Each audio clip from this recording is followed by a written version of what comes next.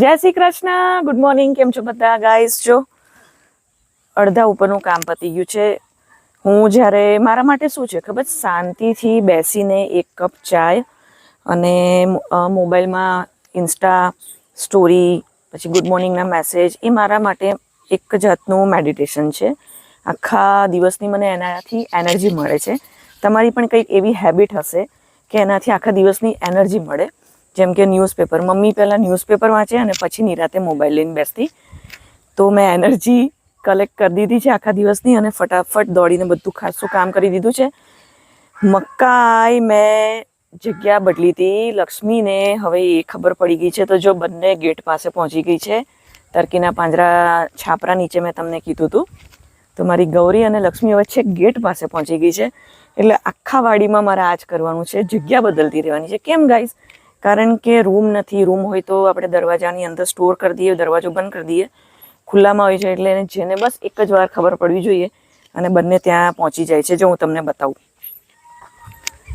લક્ષ્મી, જો અહીં આવ. ગૌરી, ચાલ અહીં આવ. નહીં અંબાયું બેટા, હાલ. ગૌરી એ આવી. લક્ષ્મી, અહીંયા બેટા, અહીંયા અહીંયા અહીંયા આવતી રે. હાલ હાલ હાલ, લે.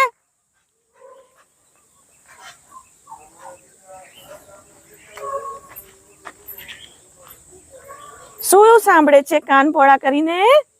કાલે સાંજે ગૌરીએ બહુ જ દોડાદોડ કરી. ગાયોને ક્યારેક થોડીક વાર છે ને દિવસમાં છુટ્ટી રાખી દેવી, તો જેથી કરીને એ લોકોને છે ને આમ એક જાતની ચાલવાની ને બધી એક્સરસાઇઝ તમે ઘરમાં કોઈ પણ પેટ રાખો, એક્સરસાઇઝ એના માટે જરૂરી. એક્સરસાઇઝ આપણા માટે જરૂરી છે યાર, બધા માટે જરૂરી છે. તો કાલે ગૌરીએ બહુ જ દોડાદોડ કરી, બહુ જ સરસ. એ ગૌરી, તું મને ઓળખતી નથી? આમ જોતો હે? માર પડે, માર પડે. હાય કે જય શ્રી કૃષ્ણ. શૌર્ય શીખી ગયો છે. કામ છે બેટા. લક્ષ્મી, મારી લક્ષ્મી એ આવી. લક્ષ્મી છે, લક્ષ્મી. સહેજ કશે હું બેસું એટલે બંને આવી જાય. સારું છે ગાઈસ, બે જ ગાય લીધી છે, કારણ કે મને બે જ હાથ આપ્યા છે ભગવાને. અને બંને એક એક હાથ, ડાબો જમણો, બંનેને છે ને પંપાડવામાં અને રમાડવામાં અને ખંજવાળવામાં આવે છે, બીજી માથું મારવા કે મને. મેં એક હાથે મોબાઈલ પકડ્યો છે. આવતીર આવતીર આવતીર. ગૌરી જો ઊભી રહી ગઈ. ગૌરી આવતીર આવતીર આવતીર આવતીર આવતીર.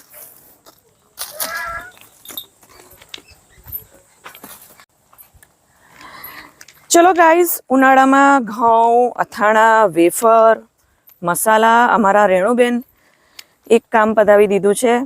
વેરાવળથી મરચું કરી દીધું છે. અનિશાનો પણ ફોન હતો તો અનિશાનું પણ મરચું રેડી થઈ ગયું છે. એ અનિશા, હું તને કહી દઉં છું કે તારું મરચું આવી ગયું છે.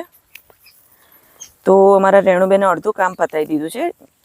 ઉનાળામાં તડકો અને ગરમી ખરી પણ બહુ જ કામ હોય છે કે બધું જ મસાલા, લસણ, જે બધું હોય ને બધું કલેક્ટ સ્ટોર કરવાનું સિઝન. એક વખતે આમ મજા આવે. એક ઘઉં બોરિંગ લાગે એક જ જગ્યાએ બેસીને આમ કરવાનું. અથાણા બનાવવાનો મને બહુ શોખ છે. મેં લસણનું અને મરચાંનું અથાણું બનાવ્યું હતું શૌર્યના પહેલાં, પણ બહુ જ મસ્ત હતું. એ એટલે પાછી અહીં આવી ગઈ યાર. ઓય મારી સાથે યાર કોઈ રમો તો ખરા. ઓય ઓય, હું ફ્રી છું જો શૌર્ય બહાર ગયો છે. ગૌરી, લક્ષ્મી, ચલો ગાઈઝ, હું કામે વળગું. આ બે મારી જોડે નહીં બોલે. ચલ ઉપર ચડ, ઉપર ચડ. ચલ એ મોટર બંધ કરો તો રેણુબેન. લેતા નહીં બોલાઈ મેં.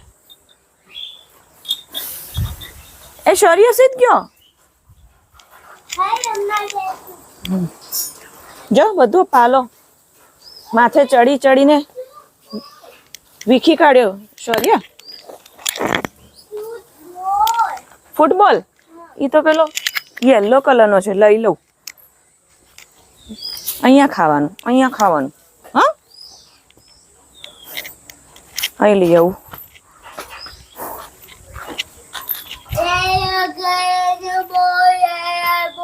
હા હા ચાલ, પણ એમ નહીં, પેલો શું કામ નાખ્યો બાર?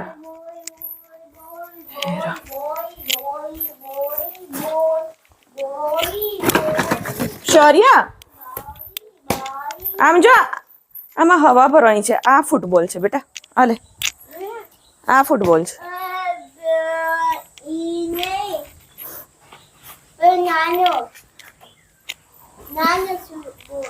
યલો કલર નો ઈ ફૂટબોલ નહીં, ટેનિસ બોલ લાવું છું.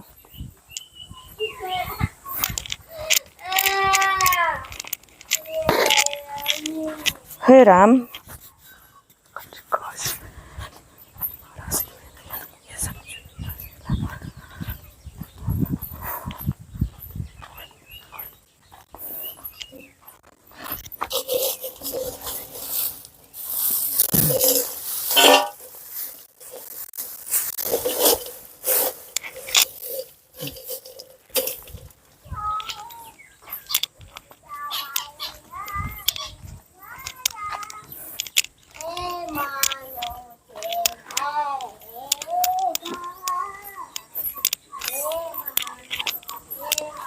કાલે પેલો પ્લાસ્ટિક નો રમતો તો ઈ બેટા, ચીક ચીક.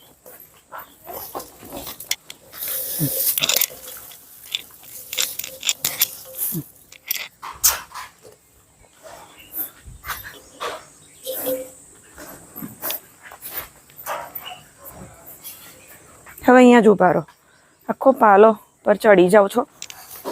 ખાઈ લે પછી દોડીએ.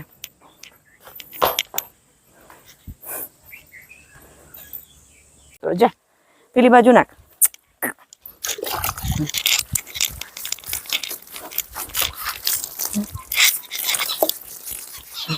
પેલા પલાળી દઉં. જો આમાં આય.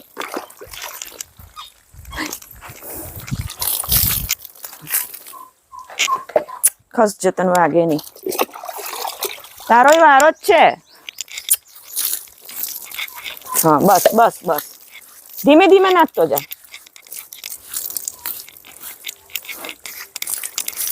મેલી થઈ ગઈ છે માટી વાળી.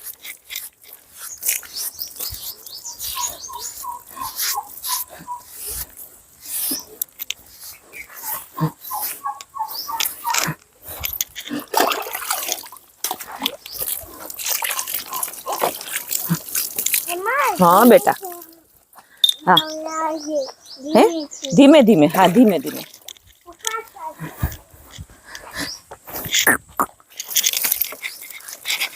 हाँ डाई છે પેલી છે ને ગૌરી, ઈ તોફાન કરે ને તો તને વાગી જાય.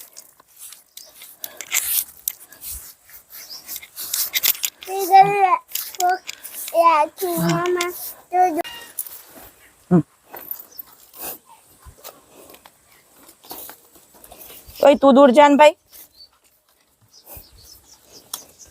તમે પલળશો રેણુબેન. હા તમને નવડાવવાની દે એકલાવને. જોઈએ હવે શું કરવાનું. તો કઈ ગયું મારું બ્રશ? ઉભા રહો.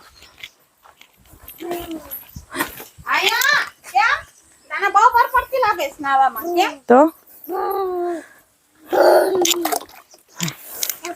પેલા પલાળી દઉં. ઉભા રહો. ઉભા રે. ખસ શૌર્ય, બસ.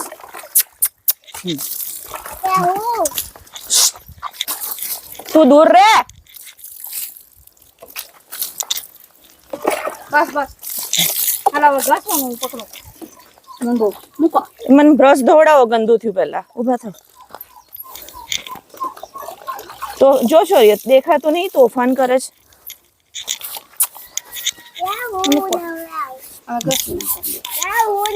હા પાણી નાખતો જા, પાણી નાખતો જા. અહીં નાખ ધીમે ધીમે. અહીંયા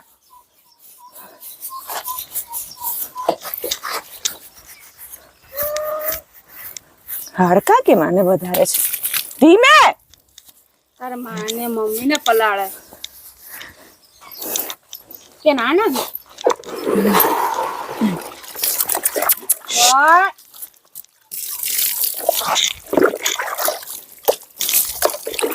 નહીં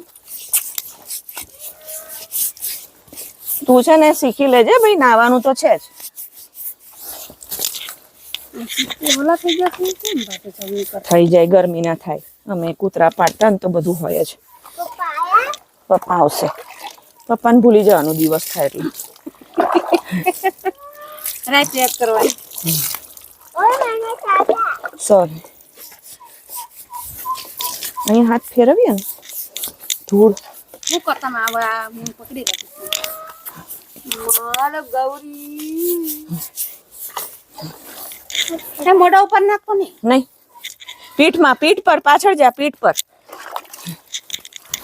તો મોઢા ઉપર આકડી નાખી તે ગાઈસ નાઈ ધોઈને એકદમ ચોખ્ખા ફ્રેશ થઈને જો રૂમમાં આવી ગયા, ચોખ્ખા રૂમમાં. એના રૂમમાં તમે જોયું ગાઈસ કે ગૌરીની ધમાલ તો જો બાપરે. ગૌરીમાં નવડાવતી વખતે મને રેણુબેનની ખાસ જરૂર પડે છે. એક પર્સનની મને જરૂર પડે છે. લક્ષ્મી મેચ્યોર છે એટલે એમાં શૌર્ય આરામથી મને હેલ્પ કરી શકે. તો જોયું કેવી ધમાલ કરી. એક તો નવડાવવાનું રીઝન શું, ખાલી બ્રશ ઘસ્યું ચોખ્ખા પાણીએ, કોઈ સાબુ શેમ્પૂની એલર્જી થઈ જાય નહીં વાપરવાનું. બ્રશ ઘસો એટલે છે ને એની ડસ્ટ કાઢવાની હોય, બીજું કશું નહીં. તમે અમસ્તા બહારની ગાયોને બિચારીઓને હાથ ફેરવો ને એટલે હાથ કાળા થાય. રીઝન શું કે માટી, ધૂળ. તો એ લોકોને આ ઉનાળામાં ઠંડક લાગે, સારું એકદમ ફ્રેશ ફીલ થાય અને ચોખ્ખી પણ થઈ જાય. બ્રશ ઘસી કાઢવાનું સારું લાગે. તો બંનેને રૂમમાં અત્યારે સરસ પૂરી દીધી છે. એનો રૂમ છે ને, અમારો રૂમ છે ને ઊંચો છે, 2 દાદરાથી ઊંચો લીધો છે અમારો રૂમ. અને અંદરનો રૂમ એ ઊંચો છે, ઓટલો ઊંચો છે, એટલે એ લોકોનો રૂમ છે ને ડબલ નીચો છે. નીચા રૂમને લીધે એ લોકોને છે ને અંડરગ્રાઉન્ડ ફીલ થાય, ઠંડક વધારે લાગે. આમ જો, એટલે એ લોકોનો રૂમ છે ને વધારે નીચો છે કે ઠંડક વધારે એટલે એ લોકોને લાગે છે. ચલો હું બીજા કામ બતાવું.